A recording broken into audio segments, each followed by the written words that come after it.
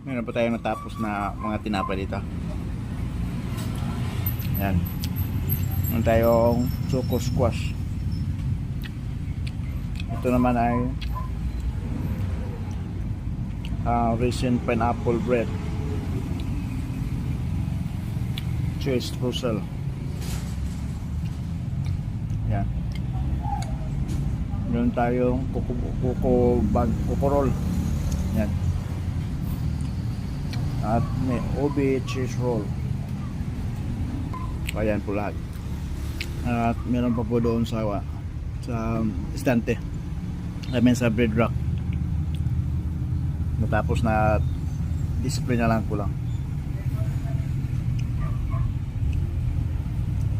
So shoutout ko muna si Kevin Bangon.